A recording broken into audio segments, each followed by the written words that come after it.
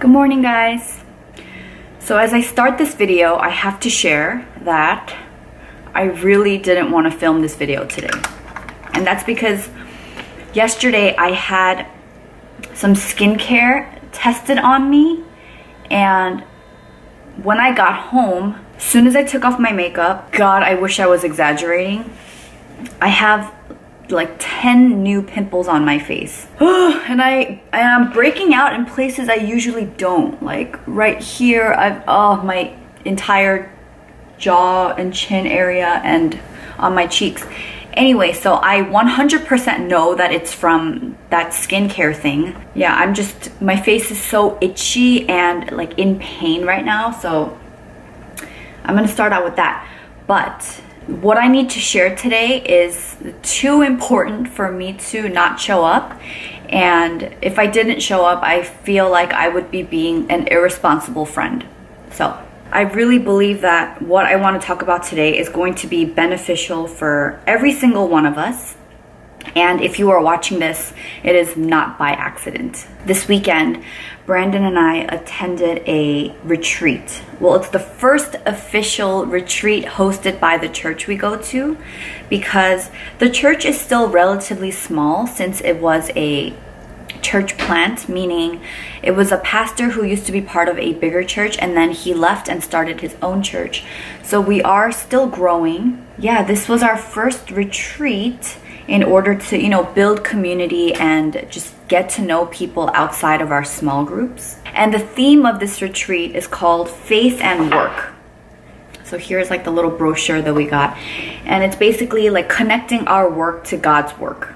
The theme and the timing of this retreat was just perfect, considering where Brandon and I are right now with our, considering this move to Maui thing. There was a lot that was covered and my thoughts are just kind of scattered. And so to make this video as palatable as possible, I guess, I've just kind of summarized my takeaways into like 3 bullets. So that's what I want to share with you guys. Well, before I share the bullets, I feel like I need to clarify a little bit about the whole faith and work thing. So the overarching theme of this retreat was how we connect our work, like our careers or our titles in our workplace, with what God's doing.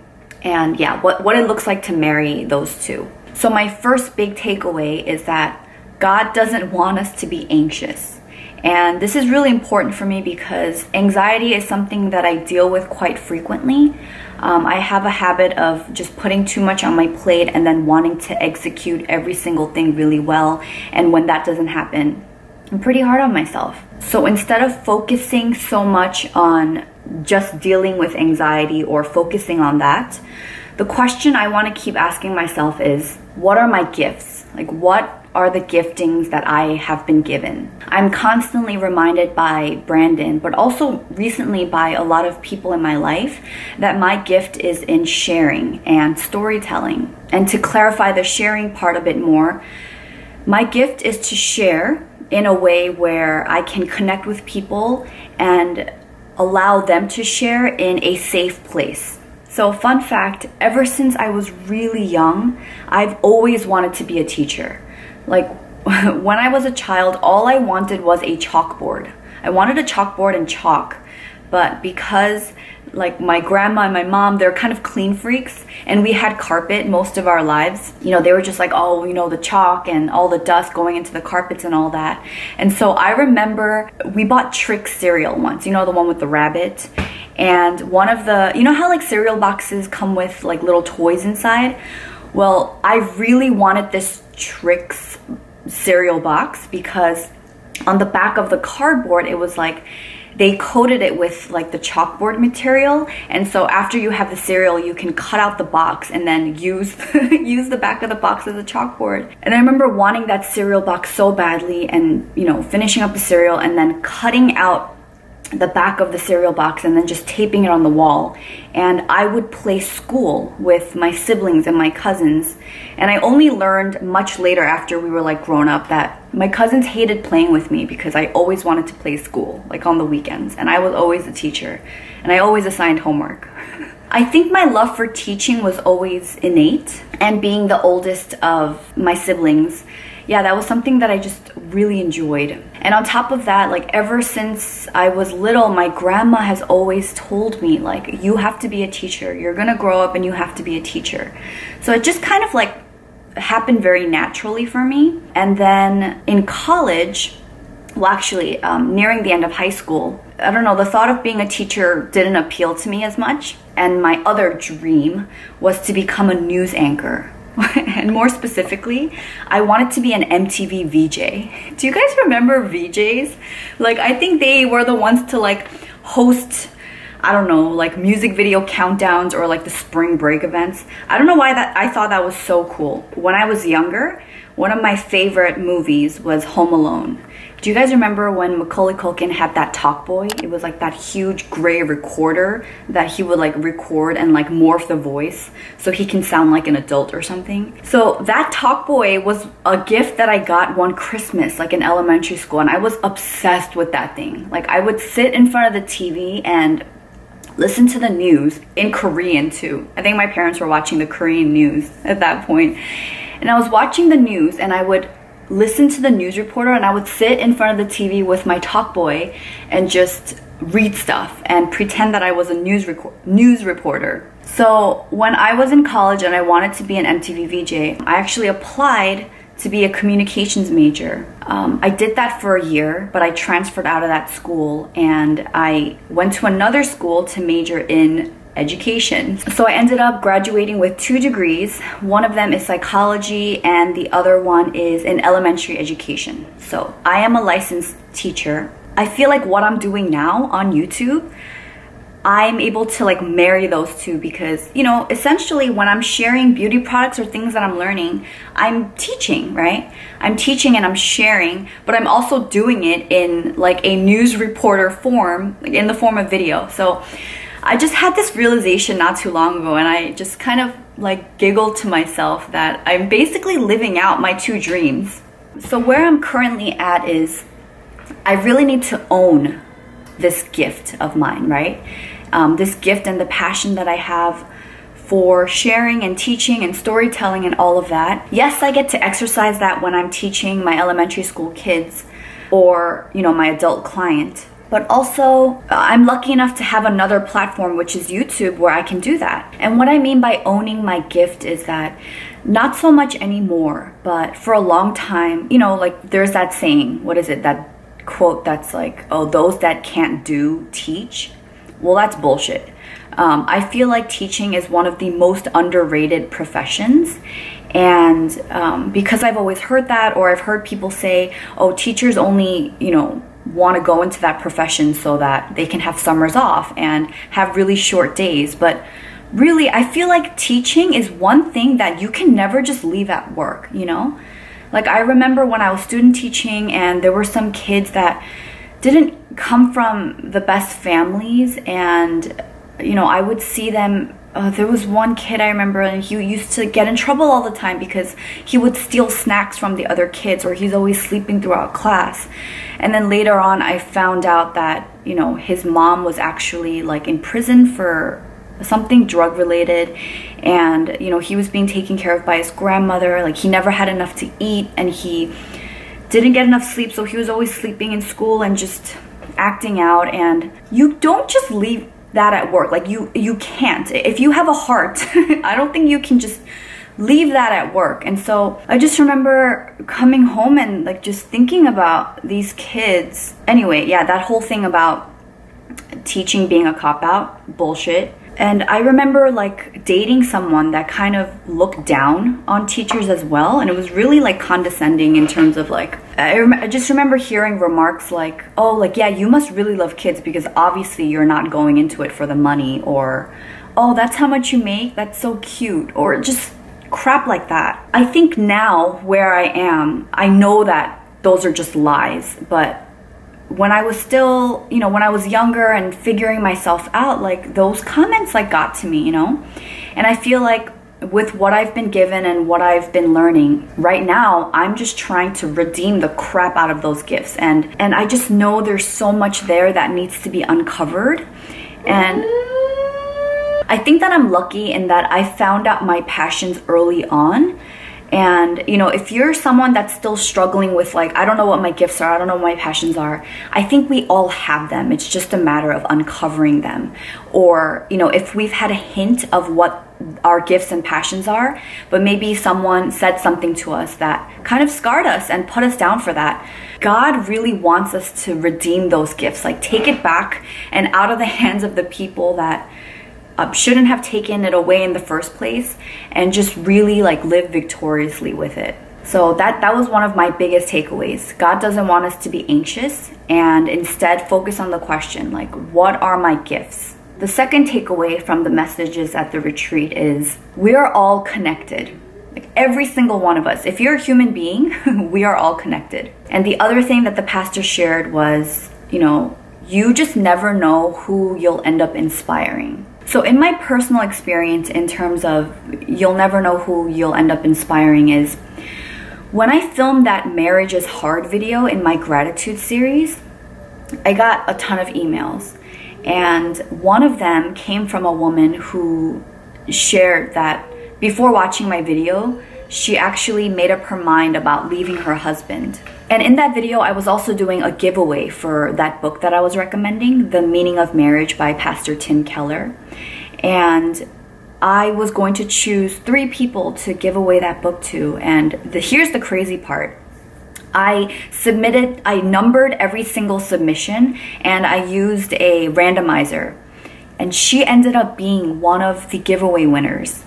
And I remember emailing her and letting her know that I'm praying for her and that she was chosen to get the book. Now, I don't know if she read the book, but she did end up telling me later on that, you know, she decided that she was going to work it out with her husband. And, guys, like, that is not my doing. Like, I'm not here to share that. Like, I did that. But, like, in what other context would I have gotten connected with her, you know, on the other side of the world? And I mean, I just don't know what to say about that, except that that was not my doing. God, I was so blessed by that. And to think that I almost didn't film that video because of my own insecurities of how am I going to unpack this book, or how am I going to talk about God without making people feel uncomfortable, or, you know, how am I just going to verbalize my own experience in the very short time that I've been married. But, you know, I kind of tossed all of those thoughts aside, and I just sat here and I came to you guys just as I am, and God just used that to do something so beautiful. And I still think about this woman a lot. Going back to you never know who you're going to inspire, and we're all connected. Can you think of a better example, you know, of how we are connected and how we can be used to touch other people? Like, my third takeaway, and I found this very interesting, is get out of the waiting room. And what that means is, you know, a lot of us like live in the waiting room, meaning we feel like we have to wait until something big happens. Like, for example, you know, a person that might be single might say, you know, when I get married, or once I get married, I'm going to do this.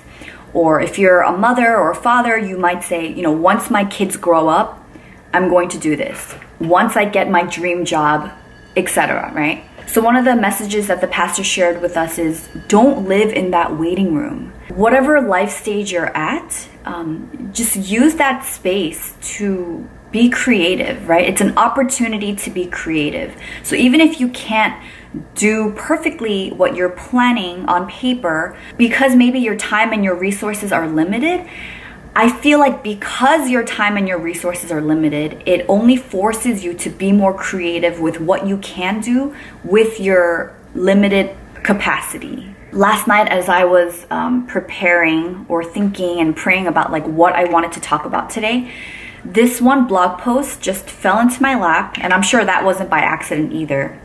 And it's from the blog Zen Habits, which is, like, I've heard about this blog many times, and it's been on my I really need to like dive into it wish list page in my bullet journal. But yeah, this one blog post fell into my lap yesterday, and it is called Not Doing All the Things We Want to Do. And it's a pretty short read, but I feel like he really unpacks like some of the obstacles that we face, and also he gives us a few suggestions of how to solve or the solutions to those key obstacles. I think it's broken down very like bite-sized and totally tangible. So I'm definitely going to be linking this resource in the description box. So if this is something you're interested in, I definitely recommend you check it out. So to kind of package up my 3 takeaways, I have given myself one focus, and it's actually written on the top page of my weekly spread in my bullet journal. And this is what I want to keep going back to is I want to have childlike faith in God. And what I mean by that is, you know, if you think of a child that is taken care of, they don't go to sleep all worried and anxious thinking, oh my gosh, are my parents going to feed me tomorrow? Like, am I going to have clothes to wear? I'm sure those thoughts don't even come to their mind because it's like, duh, of course my mom and dad are going to feed me. Of course they're going to clothe me. Of course they're going to send me off to school.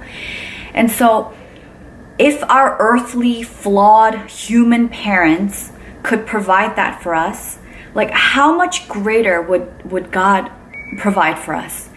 And I want to live with that kind of heart. Like, I don't want to worry every day about, you know, how much longer am I going to be in Korea? Is God going to let us move to Maui? Like, regardless of those circumstances, like, I just want to be have so much faith that I want that faith to be the core of my foundation. And whatever I'm given or whatever opportunity is presented to me or whatever people come into my life, I want to be faithful to that. And I want to be present and mindful of, you know, not just living day to day, but really just seizing every opportunity. I don't remember every word that was spoken at this retreat, but with those 3 takeaways and the conclusion that I came to with having childlike faith, that's going to be my focus. So with that said, here's what I know to be the truth. This YouTube channel that I have is not by accident, and it is not by my doing alone. Yes, I understand that I'm the one that has to sit and film and edit and like put in the work, but more than that, like this platform has been a gift that has been so generously given to me.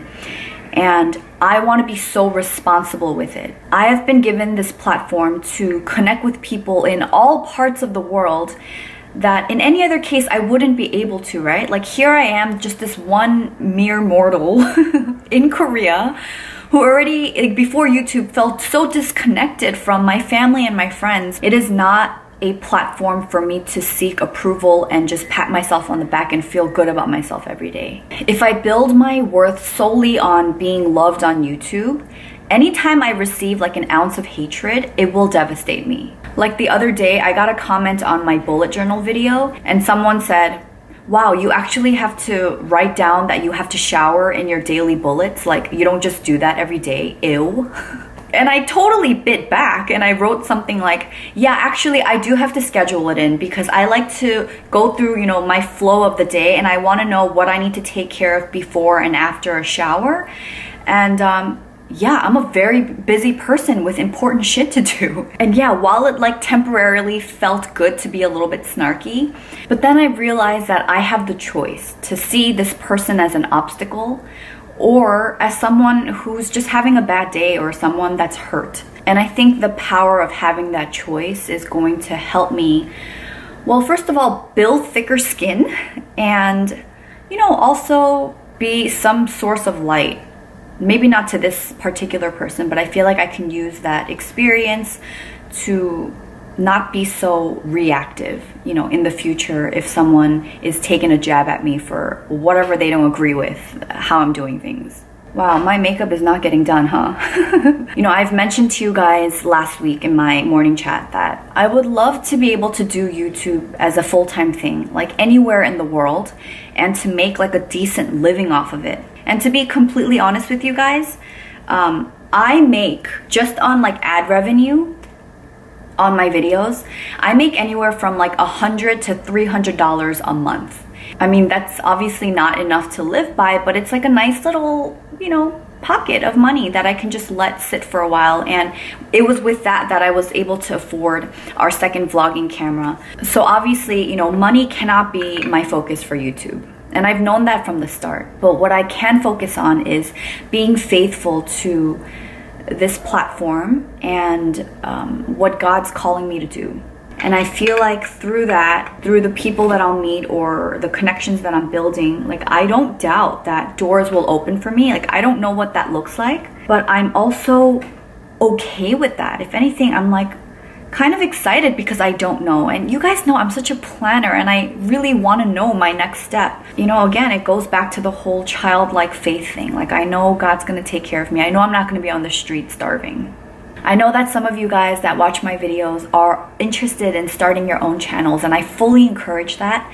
But I guess I also just want to remind you to think about like why you want to do it, and to take the focus off of, you know, am I going to make money off of this? Because YouTube is not, I think it takes a lot of hard work and many years to be able to get to a place where this can be like a full-time breadwinner. I'm sure many of you guys have full-time jobs, and doing YouTube takes a lot of time. So I would say that whatever small pockets you have, pockets of time that you have, just start slowly and really just recenter and think about what it is you want to share and why you want to share it. And the results, you know, the rewards of making money, maybe that will come, maybe it won't. I just wanted to give you some food for thought if that is something that is crossing your mind. Guys, and to think that like I didn't want to film this video today because of my own insecurities of, I don't like my skin. I need to get over myself. That's what it is. And you know what? I feel like you guys love me more because I will show up here with my imperfections. And I've heard a few times you guys saying things like, I love you because you come just the way that you are. And you know, it reminds me of this quote that I read somewhere, and it says, would you rather be real and loved or perfect and admired? I'm really blessed to have this relationship with you guys where I feel like I can come on here. Sometimes I'm crying, sometimes I have like a red neck or like bloodshot eyes, and still you guys just, you're so loving and accepting, and I'm so thankful. One last thing from the retreat that I want to share is the pastor mentioned how each of us that were at that retreat, we are agents of God, right? We are ambassadors for God. And so we all come together in this place, like away from home and work and all of that. And in that space, we were so filled with all the tools and the reminders and God's truth, so that when we go back into the world and into our workplaces and our regular lives, that we can just overflow with all the things that we've been learning. It was just a beautiful reminder of all these people at different walks in their life just coming together, but we all have the same common denominator. The pastor was telling us that while he was preparing for this retreat, he was at a Starbucks and he was just typing out his notes, and he looked up for a second.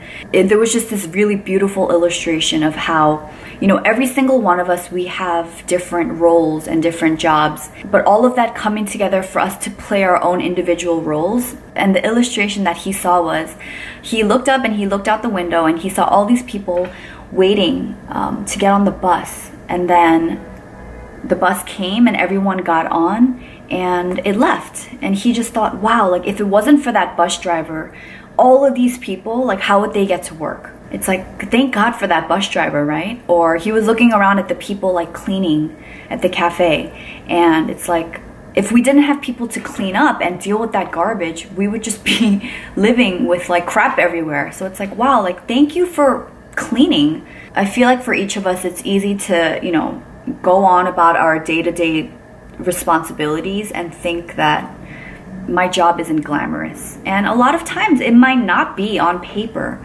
but we all have such specific and important roles to play. Like if you're a mom, I'm sure, you know, it's not glamorous for you when you're cleaning up poop and changing diapers, but it's like, you know, you have the gift and the privilege of taking care of someone that can't take care of themselves. And what a gift to be able to provide that for someone and to just raise up another human and just love them in that way. So I don't know, my mind's just doing this, and I guess I'm just, I'm still sharing, but at the same time, I'm still sort of reflecting and just chewing on all the things that I learned this weekend. So it's just coming out the way that it's coming out. Just a heads up, we'll probably get interrupted really soon because I think my groceries arrived. And so I'm expecting someone to ring the bell any minute now. So that is my weekend in a nutshell. Yep. Holy moly, I gotta go to work.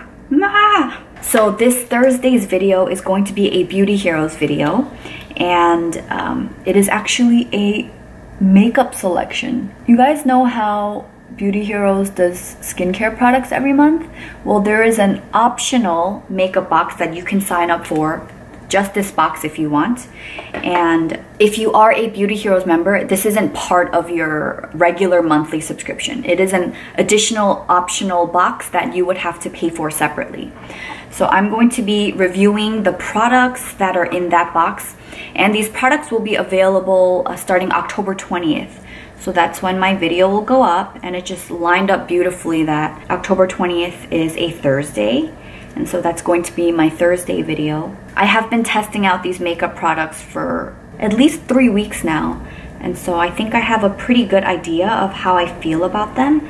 And so I'm really excited to share that with you guys. Okay. I'm gonna skip bronzer today just because I don't feel like wearing it. And because of my breakouts right now, like on both of my cheeks, if I wear bronzer, I think it will just totally draw so much attention to them. So I'm just going to highlight. So guys, tell me how your weekend was. What have you been up to? Do you have any exciting things coming up this week? Let me know below. Guys, I am more than halfway into my 30 days of decluttering project that I'm doing on Instagram. And it has been so much fun, and it's been making me feel so productive and freeing to get rid of stuff that, you know, I no longer need. And I think I might just continue to do this. I don't think it's gonna be 30 days, but maybe I'll just keep doing it until we move to Maui. It's been great, and I hope if you guys are doing it as well, you're feeling the same kind of joy and just enjoying the space that, you know, you're creating by donating or getting rid of these things. All right. I am going to go put the groceries away. They're like sitting over there on the floor. Okay. Hey, thank you so much for watching, and I hope you guys have a great day and a great rest of the week. Let me know what you're up to, and I'll catch up with you soon. Bye, guys.